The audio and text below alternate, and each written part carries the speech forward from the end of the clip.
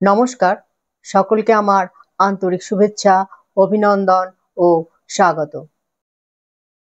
এখন শুনছেন আমার লেখা নির্ঝরির স্বপ্ন নির্মাণ উপন্যাসের কিছু অংশ। অনেক দার্শনিক, আধ্যাত্মিক ও সামাজিক বর্ণনা ও বিশ্লেষণের মেলবন্ধন ঘটেছে এই নির্ঝরির স্বপ্ন নির্মাণ উপন্যাসে। এখন শুনুন তারই একটি অংশ। মৃন্ময়ী নির্ঝরিকে বলল, পূর্বে গুরুকুলে পড়াশোনা হতো। ভারতের শিক্ষা ব্যবস্থা ছিল গুরুমুখী, অর্থাৎ গুরু তার বিদ্যা শিষ্যদের দিয়ে যাবেন। গুরুর কাছে শিষ্যরা ওতপ্রোতভাবে থেকে তাঁর সকল বিদ্যাকে আয়ত্ত করবে। এ এক পরম্পরা। শৈশবে গুরুর কাছে গিয়ে প্রথমে গুরুর কাছে নাড়া বাঁধতে হতো। এ ছিল এক ধরনের সমর্পণ। মা বাবা গুরুর কাছে ছেলেকে সমর্পণ করে দিত। সে একরকম পূজার অনুষ্ঠান। এখন সেই পূজাই সংক্ষিপ্ত হয়ে হাতে খড়ি পূজা হয়েছে। শৈশবে আমাদের পড়াশোনা আরম্ভ হবার আগে ব্রাহ্মণের কাছে বসে খড়ি পেন্সিল হাতে নিয়ে প্রথমে লিখতে শেখানো হতো। হাতে খড়ি ধরানো হতো। ব্রাহ্মণ শিশুটির হাতের উপর হাত দিয়ে অ লেখেন আর মুখে বলেন, অ লিখো। এর পরদিন থেকেই নিয়মিতভাবে লেখাপড়া শুরু হয়। ঠাকুমা, হাতে খড়ি আমি জানি, আমারও তো হয়েছিল। সেদিন সরস্বতী পূজা ছিল, উপোস থাকতে হয় হাতে খড়ির সময়। ওহ, কি কষ্ট! খিদে পেয়ে গিয়েছিল খুব জোরে।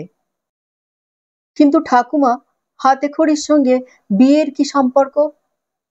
হাতে খড়ি যেমন পড়াশোনার পাঠশালায় প্রবেশের অনুষ্ঠান, তেমনি সংসার নামক পাঠশালায় প্রবেশের অনুষ্ঠান হলো বিবাহ।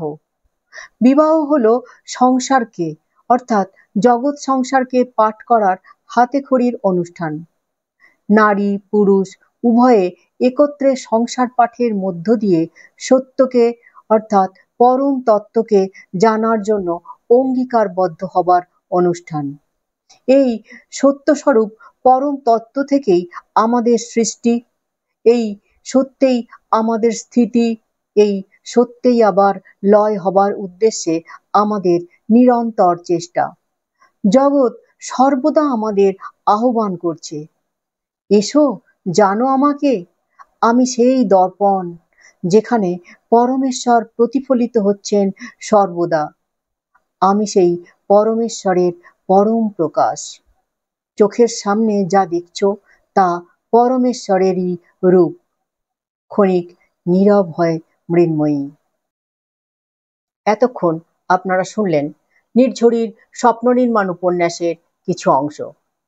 অবশ্যই পড়ুন নির্ঝরির স্বপ্ন নির্মাণ। পাঠকগণ আমাজন থেকে বইটি সংগ্রহ করতে পারবেন। এছাড়া ডেসক্রিপশন বক্সে লিংক দেওয়া আছে। চ্যানেলটি সাবস্ক্রাইব করে সঙ্গে থাকুন। আপনার লাইক, কমেন্ট ও শেয়ার আমাকে নতুন ভিডিও বানাতে অনেকখানি প্রেরণা যোগাবে।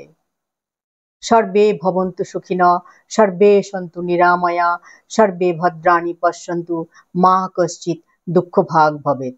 নমস্কার।